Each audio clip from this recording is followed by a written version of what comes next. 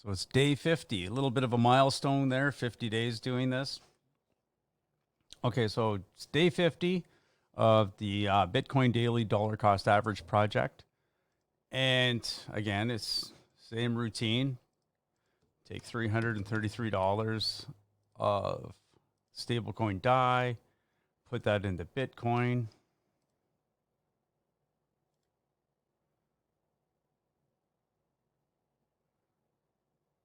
Okay, so there you go.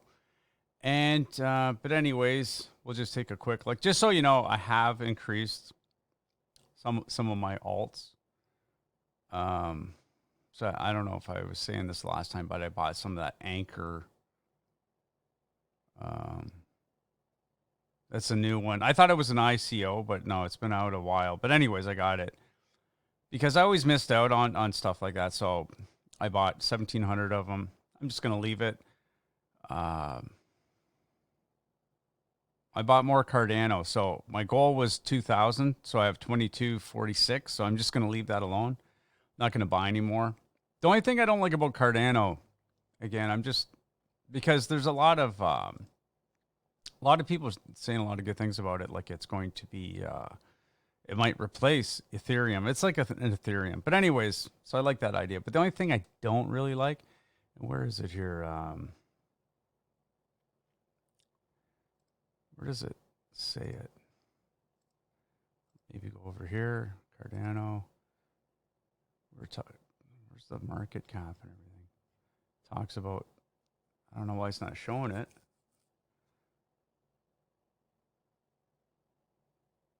Anyways, yeah, so it's circulating supply is that there's 31 billion of them. See, I don't like that. Like it's there's just too many of them. You know, it's not a rare commodity. So I'm not a huge fan of that.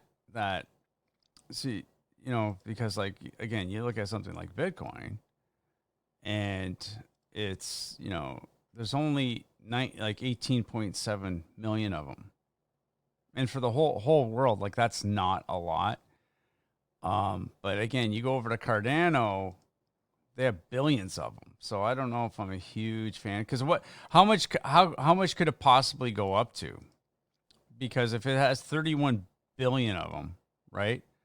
Even if it hits $1 trillion, it's only going to cap out at about like $300, 300 and change, right?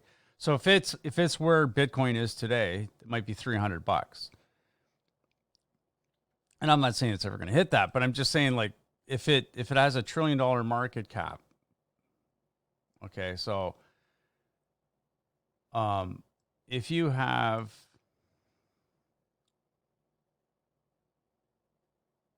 $31 billion, so 31.9 billion, almost 32 billion, but we'll just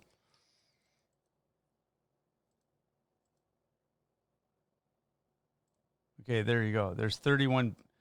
That's $31 billion right there. So if you got $31 billion, and let's just say it goes, there's 31 billion ADAs, and let's just say it goes up to $300 each. Okay, we'll just say for shits and giggles, I'm just going to use this number. So that's like $9 trillion. Oh, sorry, that's just under $1 trillion.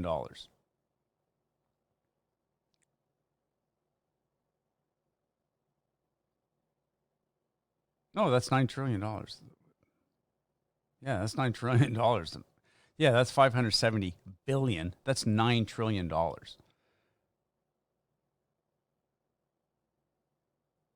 So how can it possibly go to that? Like there's not enough money in the world. Like that's what I don't like about this market cap. Yeah, that's $9.5 trillion. Now, if you look at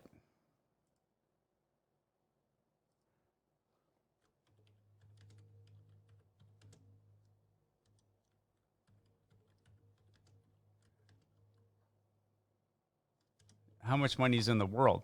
So they're saying 36. So how much money is in the world? Okay, I guess it's based in US dollars. Total amount of money defines how it's classified. Money is considered a physical coin, blah, blah, blah.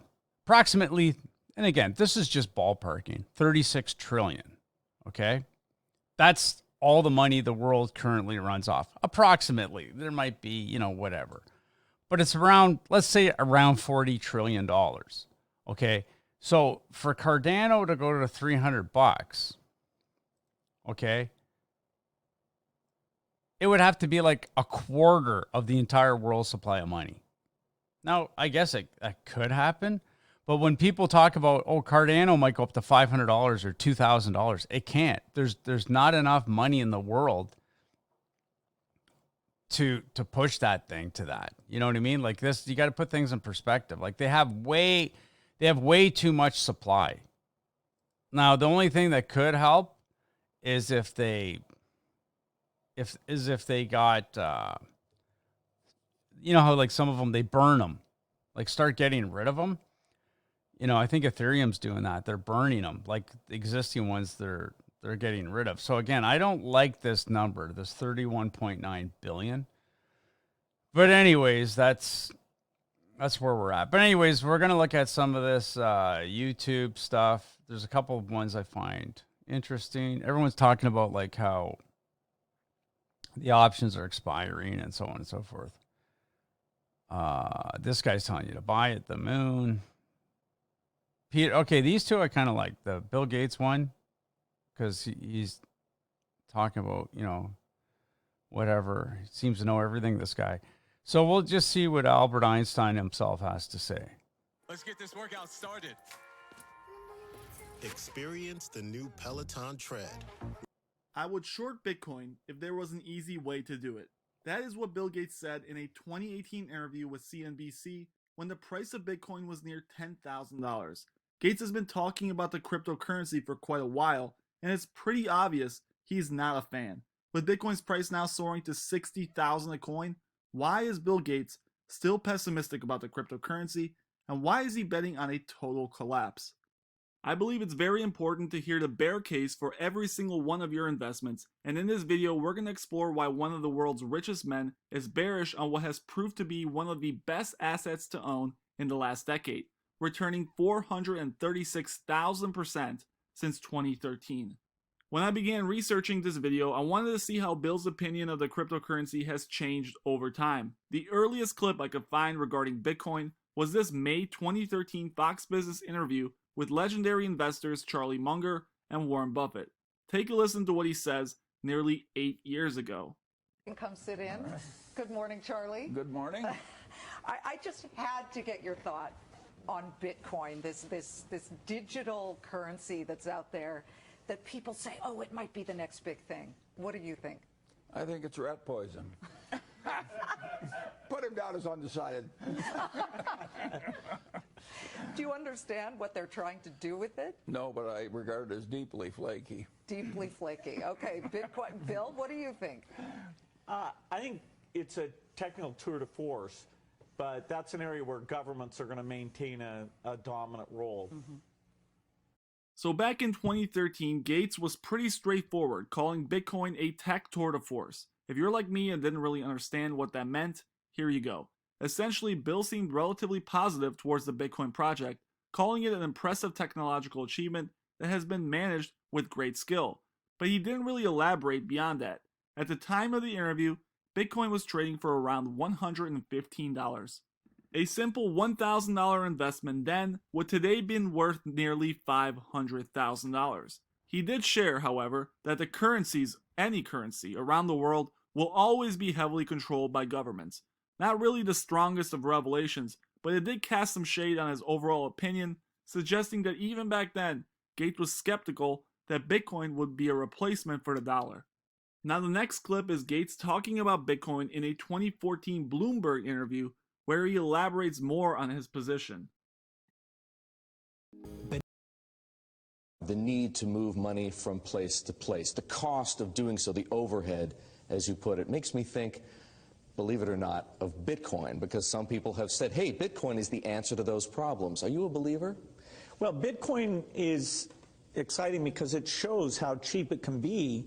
Bitcoin is better than currency in that you don't have to be physically in the same place And of course, for large transactions, currency can get pretty inconvenient.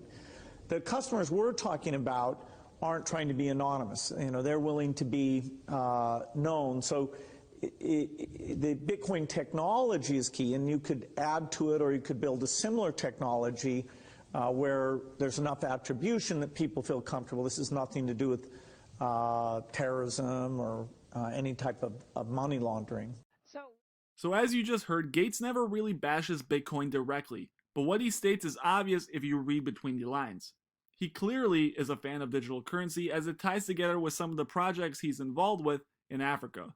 Digital currency lowers fees and allows the extremely poor to have bank accounts, and therefore gives these people the opportunities to take advantage of things like microloans, which in Gates' opinion promote economic growth and innovation. Gates also makes it clear that he's not a fan of anonymous payment systems, as they don't really have a way to sniff out things like money laundering, terrorism, and other financial crimes. Now you can frame his comments here in a number of ways, but in my opinion, Gates is signaling that he's not a fan of the underlying technology that makes Bitcoin work. He clearly has a problem with the decentralized, pseudo-anonymous portion of Bitcoin, which is a big deal in the framework and foundation. Now we move on to one of the more recent clips from the same interview where Warren Buffett famously called the cryptocurrency rat poison. Take a listen to Gates' opinion here, in where he makes one of his strongest statements to date. Bill, Charlie and Warren have weighed in on Bitcoin. Do you own any? Somebody gave me some for my birthday, and then a few years later I thought, hey, I'm going to sell that. So no. There's some really good technology in terms of sharing databases and verifying transactions that is talked about as blockchain. That is a good thing. Bitcoin and ICOs, I agree completely. It's one of the crazier speculative things where it's not, as an asset class, you're not producing anything. And so you shouldn't expect it to go up. It's kind of a pure greater fool theory type investment. So, you know, I agree. I would short it if there was an easy way to do it. Again, Bill makes it clear that he's a fan of blockchain technology, but he says something in this interview that really shows his cards in regards to his true opinion. He states Bitcoin essentially has no true value, and that it's a pure greater fool's investment that you should not expect to go up. If you are unaware of the greater fool theory in investing, it's quite fascinating. Bill describes Bitcoin this way. The greater fool theory states that it's possible to make money buying securities, whether or not they are overvalued, by selling them for a profit at a later date, because there's always someone who's a bigger and greater fool willing to pay a higher price. People often quote the 2008 mortgage crisis and the following recession as a pure example of this. Then finally, we have the most recent clip, a 2021 interview with CNBC. Every day on this program, Bitcoin, and how he thinks about the cryptocurrency in the context of climate change, seeing as how Bitcoin takes enormous amounts of energy to digitally mine. I don't own Bitcoin. I'm not short Bitcoin. So I've taken a neutral view. I do think, moving money into a more digital form and getting transaction costs down, that's something the Gates Foundation does in developing countries. But there we do it so that you can reverse the transactions, so you have total visibility of who's doing what, so it's not about tax avoidance or illegal activity. But Bitcoin can go up and down, just based on the mania or whatever the views are. And I don't have a way of predicting how that will progress. This time, Bill once again states indirectly that Bitcoin is a mania and that anybody with less money than Elon Musk should watch out. He never did officially short the coin despite his 2008 comments, and while he publicly claims to be neutral on Bitcoin, it's clear that in his mind he thinks it's a bubble that will boil over. So is Bitcoin a mania?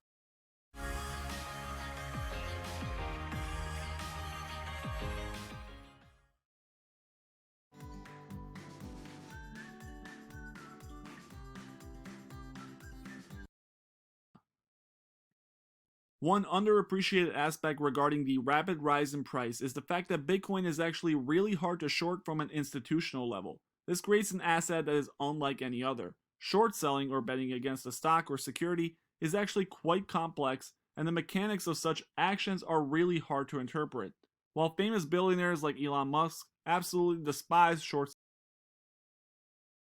Well, what he's talking about here right now about short selling being complex, no, it's not. Like, I don't know why this guy's saying this. Short selling is very, very easy. All you do is, like, so as far as security, like equities are concerned, what'll happen is there'll be a bunch of stocks, like of all these people, like everybody collectively in a brokerage house, right? And it's like money. Like if you say you put $500 in the bank, it's not like they put your particular $500 in the bank and they go, and if you want it back, they go get your $500. It's fungible. Okay. That's what they call it. That's what fungibility is. Like right now, everyone's talking about non-fungible tokens, right? NFTs. But fungibility just means the sameness, right? So your $500 is just as good as my $500. It's no better. It's no worse. It's fungible. It's exactly the same. So it's the same thing with short selling. What happens is they put your certificates, they call it in street form. So what that means is now it's able to be digitally transferred. So what they do is they have an inventory. Let's say, again, collectively they have 300,000 shares of a particular company. And a guy comes in and says, I want to short 10,000 of them. They just go into the inventory. They take out $10,000. They give them to you. You sell them.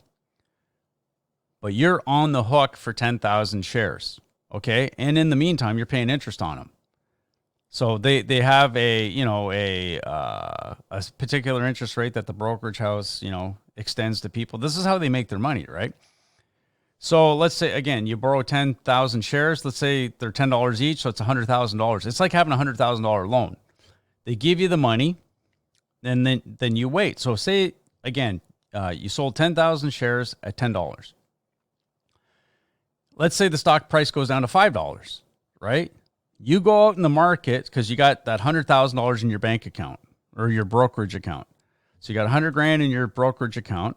You see it go down to $5. You buy the shares for $5 each. You go up to the bank or the brokerage house. You say, look, here's your 10,000 shares back. You keep the $50,000 because you're on the hook for the 10,000 shares, not the $100,000 worth of money. You're on the hook for 10,000 shares. You have to replace 10,000 shares in the future.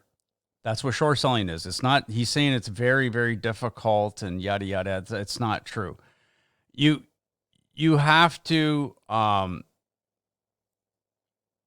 you have to, so you're right here, you got to pay margin interest, so on and so forth. Like you got to pay interest, right? But it's not a hard thing mechanically, especially now with technology. It's not hard to do. You could do it, right? So that's why, and then that's just if you're actually short selling equities. If you're using the whole thing of the futures market is that's what it is. It's for going long on a position and going short. You either go long or go short. It's not hard. I don't know why this guy's saying it's a difficult thing to do. And Bitcoin's on the CME, right? So you can short, like if Bill Gates is saying, if I could short it, you can short it. What's he talking about? You can short sell Bitcoin. Like as far as a futures contract, you can't really short it as far as like how they do equities, but you can do it with a futures contract. I don't know what he's talking about. Like he's saying, it's so difficult. No, it's not. It's not difficult at all. That's why they have it. They make it easy, So this guy here that's saying, it's very, very difficult to short it. No, it's not. It's called the Chicago Mercantile Exchange. Go on it. You can see it. That's the whole point of it. But like I said, once you you buy it back and you give them back, you're clear, right? But where the danger is if the price goes up. So if you short it at $10 a share, it goes up to 20, you got to give them $100,000. Like you got to pay them back the original amount of money plus 100,000. That's the problem with short selling, right? And I don't think you want to be short selling Bitcoin because, like, look at the price move. Could you imagine if you would have short sold Bitcoin just 4 months ago? You like the amount, like it went from like what 17,000 up to 60,000 or whatever. Like, you'd be in a lot of trouble, right? Especially if you use a lot of leverage. But anyways, with this guy saying that it's so difficult to do it, no, it's not. I don't know why this guy is saying this. And Bill Gates saying, "Oh, if I could short sell it, well, tell Bill Gates to give me a call. I'll show him how to do it." And this is the thing about Bill Gates. He's supposed to be this Albert Einstein genius, knows everything, doesn't know how to do short selling. That's like the simplest thing in the world. I don't know what he's talking about. But anyways, go back to the video. Sellers, and with the recent GameStop fiasco, many more are now on Elon's boat. There is an argument to be made in regards to the market dynamics as far as short selling goes. Many believe that those bears are essentially keeping lids on supposed bubbles. Why or how this works can be argued from 1,000 different directions, but there is a hint. This is another thing. What this guy's saying is like, oh, it's a big mystery. It's not a mystery.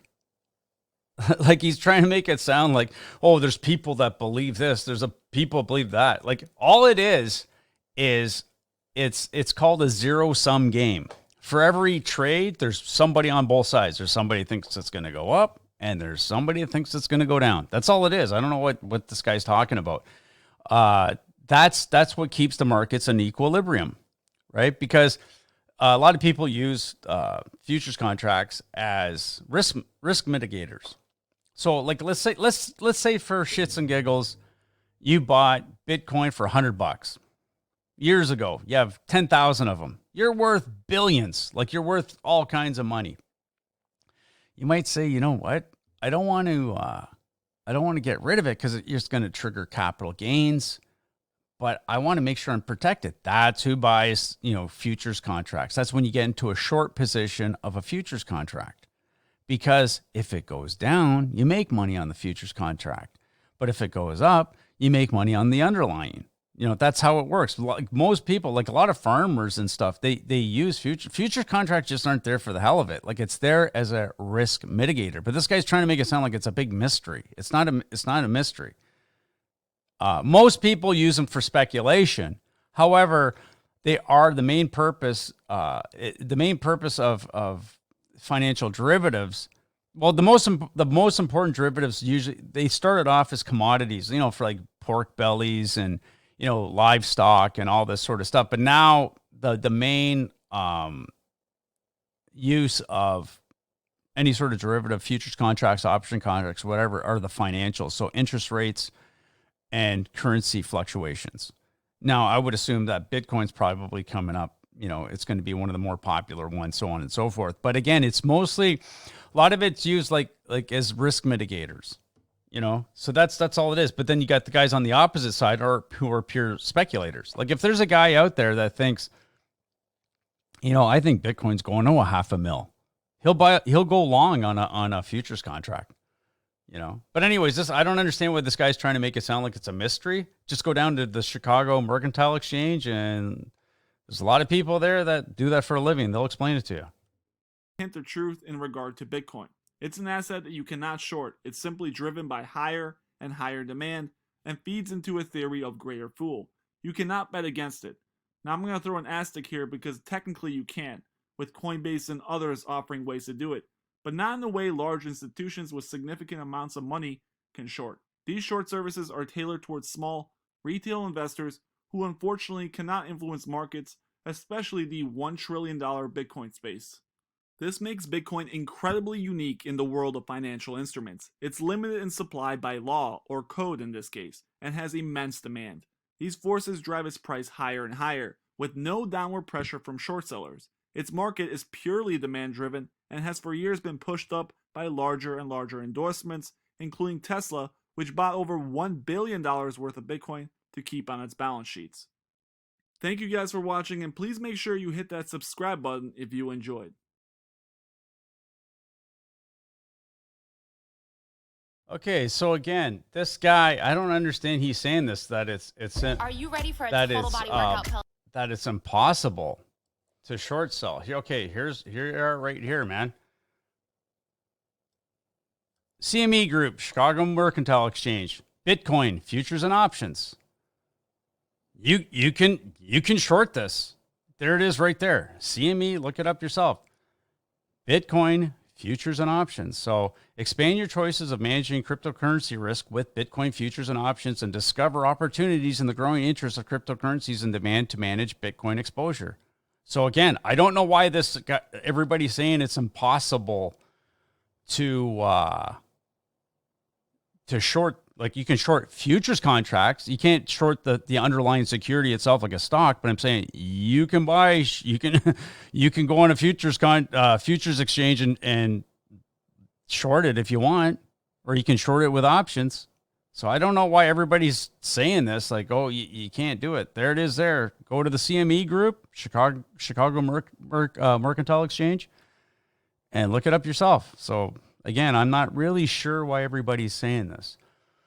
But there you go, Bill Gates. Bill Gates, if you're watching, it's called CMEgroup.com. Type in the search bar, Bitcoin. You can short it. I just discovered something for you. But anyways, that's it for today. And I'll see you tomorrow. Take care.